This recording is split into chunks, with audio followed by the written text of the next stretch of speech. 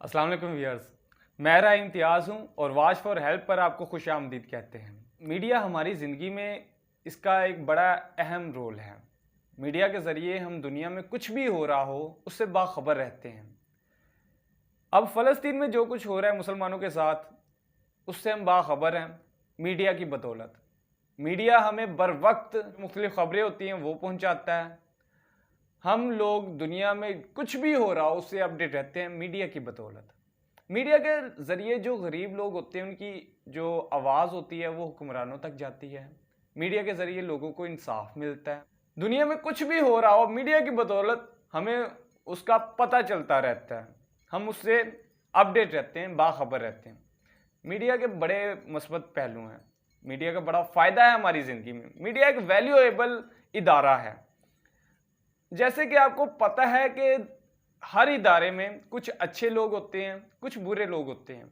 Media के अंदर भी कुछ बुरे लोग हैं जिनका मैं जिक्र आज अपने इस वीलॉग में करना चाहता हूँ कि जो लोग लोगों को बेवकूफ़ बनाते हैं, लोगों के साथ ज़्यादतियाँ करते हैं। मीडिया के लोग ऐसे, इसमें कुछ लोग हैं जो आपको जिनके बारे में जानना ज़रूरी है। मेरी लाइफ में एक ऐसा वाक़या आया है जो मैं आपके साथ शेयर करना चाहता हूँ, जिसको जानने के बाद आपको बड़ा फ़ायदा होगा। ये वीलॉग बड़ा इम्पोर्टेंट है। इसमें मैं आपको बताऊंगा कि मैं यूट्यूब पर क्यों आया, मैं मीडिया के अंदर क्यों आया, इसके पीछे स्टोरी क्या है, मेरी लाइफ में ऐसा क्या वाक़या हुआ कि मेरी पूरी ज़िंदगी बदल गई। मैं देहाती टाइप का लड़का हूँ। हमने जानवर रखे हुए थे, भैंसें, गायें। मैं उनको चारा डालता था, वो मेरा काम था। उसके बाद मैं फैक्ट्री में लग गया। फैक्ट्री में मैं बतौर फिटर मैकेनिकल काम करता था। यहाँ पंजाब में शेखपुरा के इलाके में फैक्ट्री थी, वहाँ पर मैं काम करता था। वहाँ हुआ कुछ ऐसा कि 16 दिसंबर 2020 को जब मैं काम पर था तो मेरे साथ मेरा हेल्पर काम के दौरान मशीन के अंदर आ गया। वो बड़ी बुरी मौत मरा। वो मशीन के अंदर आ गया, उसका जो ये सर था वो मशीन के अंदर फिस गया। उसका रगड़े खा खा कर इसका जो एक साइड थी वो पूरी तरह फिस चुकी थी। वो जो मंजर था वो देखने के काबिल नहीं था। जो लोग देखते थे उनको बड़ा अजीब महसूस होता था। उसकी पूरी हालत बिगड़ चुकी थी। चंद मिनटों के अंदर वो मशीन के अंदर आया, बुरी बहुत भयानक मौत मर गया वो। मुझे उसका बड़ा अफसोस था, मेरी आंखों के सामने हुआ। उसकी वजह यह थी कि वो एक पेपर मिल में काम करता था और जो पेपर मिल के मालकान होते हैं वो अपने जो मजदूर हैं उनको बहुत कम हकूक देते हैं, बहुत कम फैसिलिटीज़ देते हैं। वो काम ज़्यादा लेते हैं, ज़्यादा टाइम तक काम लेते हैं और उनकी जो उजरत होती है, तनख्वाह होती है, वो बहुत कम देते हैं। सेफ्टी बिल्कुल नहीं होती। आपको वहाँ पर गंदा काम करना पड़ता है। वहाँ पर आपको बगैर सेफ्टी के काम करना पड़ता है और आपके ऊपर प्रेशर होता है कि काम को जल्दी करो, जिसकी वजह से हादसात होते हैं। ये जो लोग फैक्ट्रियों में काम करते हैं वो वाकिफ़ होंगे कि वाकई फैक्ट्रियों के अंदर इंसानों के साथ, मजदूरों के साथ बड़ा जुल्म किया जाता है, बड़ी ज़्यादती की जाती है। एक तो उनको उनकी जो सहूलियात हैं, फैसिलिटीज़ वो नहीं दी जाती, जैसा कि सोशल सिक्योरिटी की, सेहत की सहूलत, जैसे कि 5% की सहूलत या दीगर जो ज़रूरी सहूलियात जो दूसरे मुल्कों में दी जाती हैं, अच्छी फैक्ट्रीज़ में दी जाती हैं। ये जो दूसरे दर्जे की फैक्ट्रीज़ होती हैं वहाँ पर ये चीज़ें नहीं दी जाती। वहाँ पर जो काम करते हैं वो ज़्यादा काम करते हैं, मज़दूर को उसका हक नहीं दिया जाता। तो वैसे ही उस हमारी फैक्ट्री में था, मज़दूरों की सेफ्टी नहीं दी जाती थी। तो सेफ्टी ना होने की वजह से और प्रेशर होने की वजह से वो बड़ी बुरी मौत मर गया। उसके मरने के बाद हुआ ये कि जो फैक्ट्री मालकान थे उन्होंने देखा कि बंदा मर गया और बुरी मौत मर गया। अगर यहाँ पर इसकी मौत की खबर बाहर फैली तो हमारी फैक्ट्री की एक तो बदनामी होगी और हमें कुछ जुर्माना भी देना पड़ेगा। उन्होंने ऐसे किया कि उसकी लाश निकाली, मशीन के अंदर से उठाया, कैरी डब्बे में डाला और फैक्ट्री से बाहर फेंकने चले गए। इससे पहले भी वहाँ एक मौत हुई थी तो उन्होंने उसके साथ भी ऐसा किया, उसे फैक्ट्री से निकाला और सड़क पर फेंक दिया और ये लोगों को दिखाया कि इसकी जो मौत है वो रोड एक्सीडेंट में हुई है, फैक्ट्री के अंदर ये बंदा नहीं मरा। उसके साथ भी यही करने वाले थे। मैंने वहाँ शोर डाला, दूसरे मजदूरों को इकट्ठा किया और उनके घर वालों को इतला कर दी। कॉल करके कि जी आपका जो बंदा है वो फैक्ट्री के अंदर मर गया है और फैक्ट्री वाले ऐसे करने जा रहे हैं। 15 पे भी हमने कॉल कर दी। पुलिस बर वक्त वहाँ पहुँच गई। पुलिस के आने की वजह से वो रुक गए और लाश फैक्ट्री के अंदर रह गई। वहाँ पर बहुत ज़्यादा लोग इकट्ठे हो गए, उनके घर वाले आ गए। उन्होंने आकर वहाँ हड़ताल शुरू कर दी, हंगामा शुरू कर दिया। पुलिस वालों ने भी वहाँ के जो फैक्ट्री के अफसरान थे उनको ढूंढना शुरू कर दिया। तमाम जो फैक्ट्री के अफसर थे वो वहाँ से भाग चुके थे, फरार हो चुके थे। तो वहाँ पर कोई भी उसकी जिम्मेदारी लेने के लिए फिल वक्त नहीं आया। उसके बाद कई घंटों के एहतजाज के बाद फैक्ट्री का एक मैनेजर आया और उससे बातचीत शुरू हुई। वहाँ पर मीडिया को बुलाया गया। मीडिया को बड़े भरोसे के साथ बुलाया गया, बड़े एतमाद के साथ कि मीडिया आएगा, मीडिया हमें इंसाफ दिलाएगा। पुलिस से लोगों का जो एतमाद है वो बहुत कम है। लोग पुलिस पर कम एतमाद करते हैं, लेकिन मीडिया पर लोगों का ज़्यादा एतमाद है। लोग समझते हैं कि मीडिया आएगा तो इसके ज़रिए हमें जो हमारा हक है वो मिलेगा, हमें इंसाफ मिलेगा। वहाँ पर भी मीडिया वाले आए, वहाँ पर 4 से 5 चैनल के मीडिया वाले आए।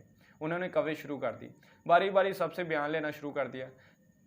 जो बंदा फोत हुआ था उसके वालिदैन से बारी बारी सवालात पूछने शुरू कर दिए, कैसे मरा, कब यहाँ फैक्ट्री में आया, कितने दिन से था। मैंने भी वहाँ अपनी बयान रिकॉर्ड करवाया और मैंने वहाँ पर बड़े जज्बे के साथ, बड़ी हिम्मत के साथ अपना बयान दिया।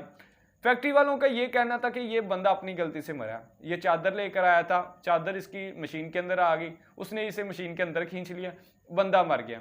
जबकि ऐसा नहीं था। उसे प्रेशराइज किया गया कि तुम चलती मशीन को साफ करो, हाथ से साफ करो। वो जब चलती मशीन को साफ कर रहा था तो मशीन के अंदर हाथ उसका आ गया और वो 2 दिन पहले उस फैक्ट्री में काम कर रहा था। यानी उसे तकरीबन 48 घंटे हो चुके थे फैक्ट्री के अंदर ही काम करते हुए। तो जब वो काम कर रहा था उसकी एक तो नींद नहीं थी पूरी, थकावट बहुत ज़्यादा थी। वहाँ होता ये था कि आप 24 घंटे अगर काम कर रहे हैं तो आपको 6 घंटे सोने के लिए दिए जाते थे और उसके आपको चंद रुपए दिए जाते थे। बाज़ औक़ात होता था अगर काम निकल आया तो वो 6 घंटे भी आपको नींद नहीं पूरी करने देते थे या आपको सोने नहीं थे देते। जैसे यार काम निकलना है आपने उठ के करना है, फिर जाके थोड़ा सा लेट जाना है, सुकून करना है। तो उस बंदे के ना 48 घंटे जाकर वो जगातरे में था।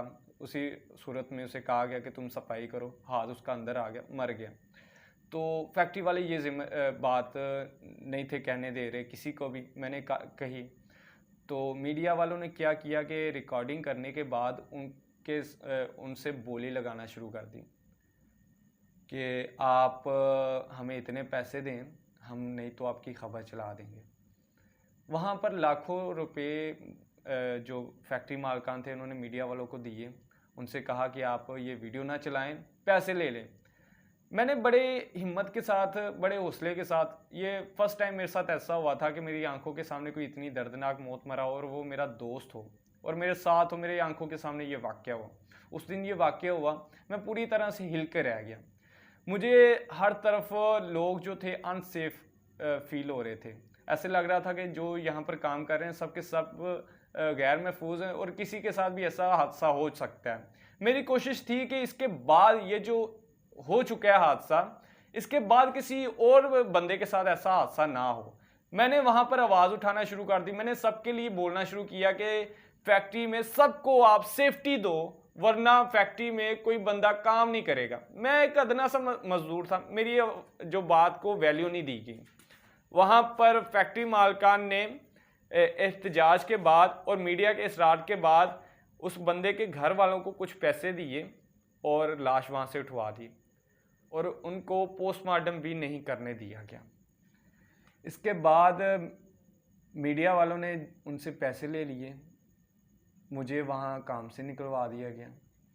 मैं काम से जब निकाला मुझे उन्होंने, मैं सीएम ऑफिस चला गया। वहाँ पर मुझे सीएम साहब से नहीं मिलने दिया गया। पाकिस्तान में ऐसा होता है कि जब आप एक आला बंदे से या जिसके पास वजारत उज़्मा हो, आप उससे नहीं मिल सकते, एक गरीब बंदा नहीं मिल सकता। मुझे नहीं मिलने दिया गया। गवर्नर पंजाब के पास गया, नहीं मिलने दिया गया। मैं टाइगर फोर्स का तब वॉलंटियर था। मैं अपने रेफरेंस से मैं तमाम लोगों के साथ मिनिस्टर ब्लॉक भी गया, बड़ी जगह गया। मैंने हाथों में पोस्टर लेके एहतजाज शुरू किया कि प्राइम मिनिस्टर इमरान खान साहब आप मज़दूर को उनके हकूक़ दें, उनको सेफ्टी दें, लेकिन वो मैं मजाक बन के रह गया। हत्ता कि मुझे मेरे घर वालों ने काफ़ी दफ़ा मना किया कि तुम इस चीज़ से बाज रहो, जो होना था वो हो गुजरा है, उनके घर वालों को पैसे मिल गए, तुम्हें अब नहीं बोलना चाहिए, तुम चुप करके घर बैठ जाओ। लेकिन मुझे उसका बड़ा अफसोस था। मैं चाहता था कि किसी के साथ ये जो हादसा हो चुका है, ये अनसेफ वर्क की वजह से, गैर महफूज काम करने की वजह से ऐसा हादसा ना हो। तो मैं उसके लिए एक मिशन लेकर निकला था, लेकिन मैं उसमें नाकाम रहा। उसमें हुआ ये कि सबसे पहले तो उस दिन मीडिया वालों ने मेरे साथ ज़्यादती की वीडियो बनाई, लेकिन उसे चलाया नहीं।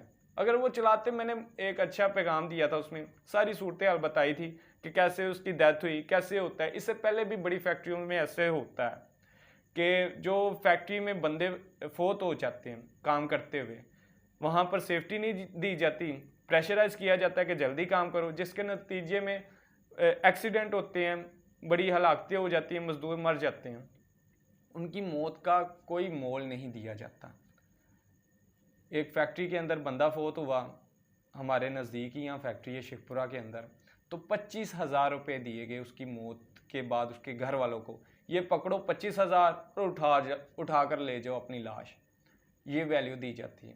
यानी एक जानवर के बराबर भी उसकी कोई वैल्यू नहीं होती। आप खबरों में सुनते होंगे कि जी यहाँ पर फलानी फैक्ट्री में आग लग गई, ये नहीं बताया जाता कितने बंदे, कितने मजदूर उसमें हलाक हो गए, ये चीज़ नहीं बताई जाती। तो फैक्ट्री वालों का कोई नुकसान नहीं होता, उनकी इंश्योरेंस हुई होती है। वो जो फैक्ट्री वाले होते हैं वो इंश्योरेंस करवा लेते हैं, उनका जो हादसा होता है वो इंश्योरेंस के ज़रिए उनको मिल जाता है। जो मज़दूर होते हैं वो बेचारे ज़िंदगी हार जाते हैं, ज़िंदगी की बाजी, तो उनके लिए कोई पाकिस्तान में अच्छा कानून नहीं है। मैं इस पे कोशिश करूँगा कि मैं अगला जो वीलॉग बनाऊँ मज़दूरों से मुतल्लिक बनाऊँ, जिसमें मैं बताऊं कि मज़दूर के हकूक़ क्या हैं, पाकिस्तान में उसके क्या हकूक़ मुकर्रर किए गए हैं और क्या उनको दिए जाते हैं। जो हकूक़ नहीं दिए जाते, मज़दूर कहाँ जा सकते हैं, किन से रब्ता कर सकते हैं, ये चीज़ें मैं अगले वीलॉग में बताऊंगा।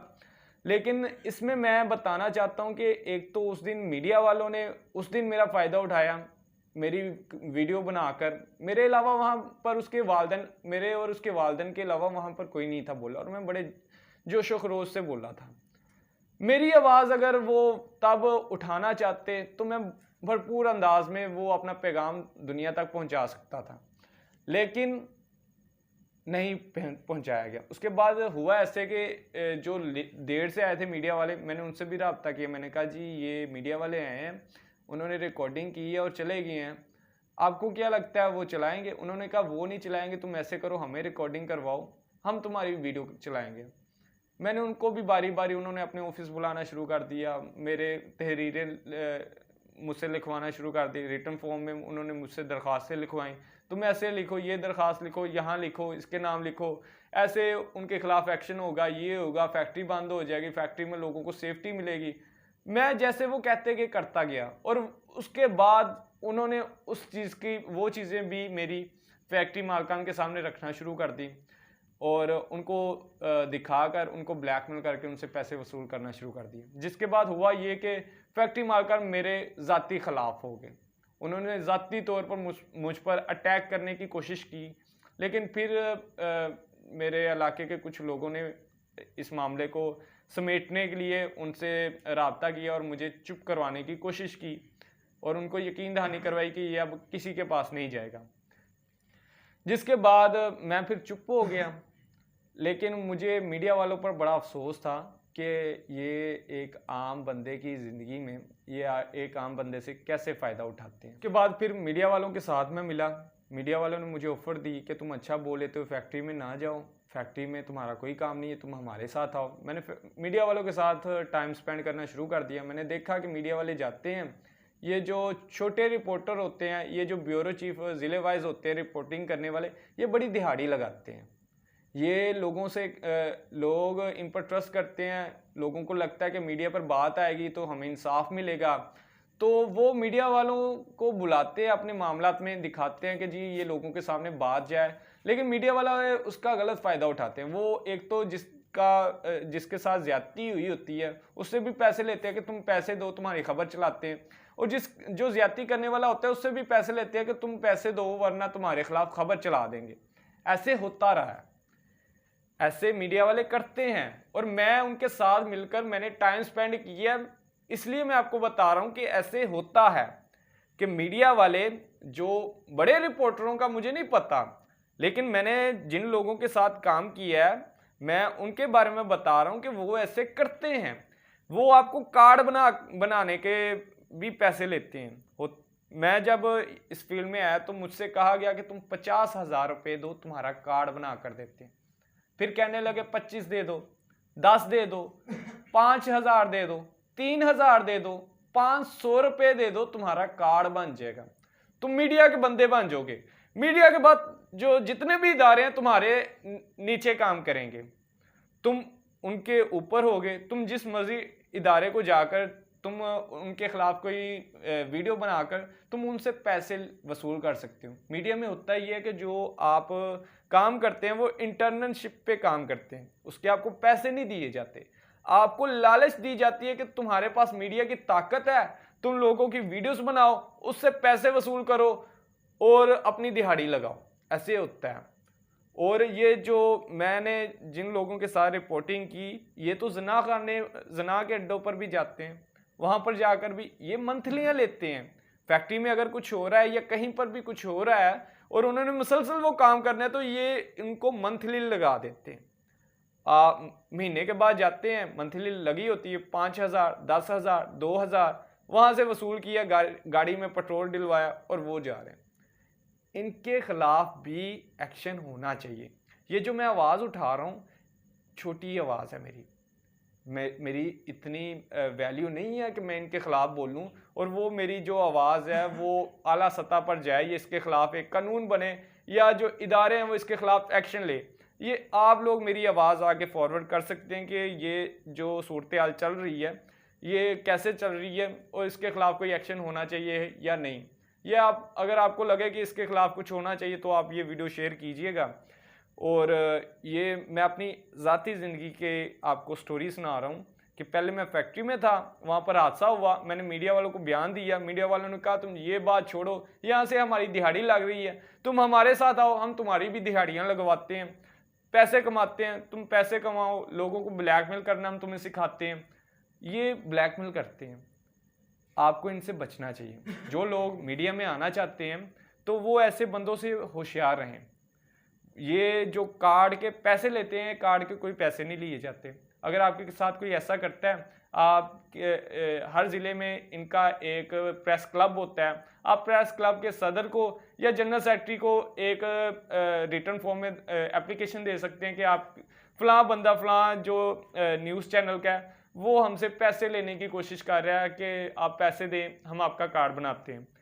आप उनके खिलाफ ऐसे कर सकते हैं, वैसे इसके कोई पैसे नहीं होते। उसके बाद आप पुलिस को भी इन्फॉर्म करें। पुलिस में जो होता है पब्लिक रिलेशन ऑफिसर, आप उससे रब्ता करें, उससे बताएं कि जी फ़लाँ मीडिया का बंदा है, वो हमारे साथ हमसे पैसों की डिमांड कर रहा है कि इतने पैसे। कुछ लोग होते हैं जो मासूम होते हैं, जिनको पता नहीं होता, वो पैसे देकर वो अपने पैसे गंवा लेते हैं और उसके बाद मीडिया की तरफ से उनको कुछ भी नहीं मिलता। वो ना इधर के रहते ना उधर के, बाद में पता चलता है उनके साथ फ्रॉड हो चुका है। ये मीडिया में कुछ बंदे मीडिया का नाम लेकर ये डाके भी डालते हैं। ये शेखपुरा में हुआ है पिछले दिनों ऐसे कि जो मीडिया वाले, मीडिया के नाम पर लोग दुकानों में घुस जाते हैं, पिस्तौलें निकाल लेते हैं और लूटना शुरू कर देते हैं। तो आप ऐसे लोगों से होशियार रहें। वैसे मीडिया बड़ा अच्छा इदारा है, ये बड़ा अच्छा काम करता है, तो लेकिन ऐसे जो छोटे काली भेड़ें हर इदारे में होती हैं, मीडिया के अंदर भी हैं। मैंने आपको उनसे आगाह किया और मैंने आज ये इम्पोर्टेंट था, मेरे लिए ज़रूरी था कि मैं आपके साथ शेयर करूं। नुमान संधू उसका नाम था जो फोत हुआ है फैक्ट्री में। दुआ कीजिएगा अल्लाह पाक उसे जन्नत में आला मकाम दे और कोशिश कीजिएगा कि ये जो निचले इदारे पर छोटे रिपोर्टर हैं, आप उनसे बचने की कोशिश कीजिएगा। आज के लिए इतना ही। वीडियो अच्छी लगी हो तो इसे लाइक करें, हमारे चैनल को सब्सक्राइब करें। अल्लाह हाफिज़।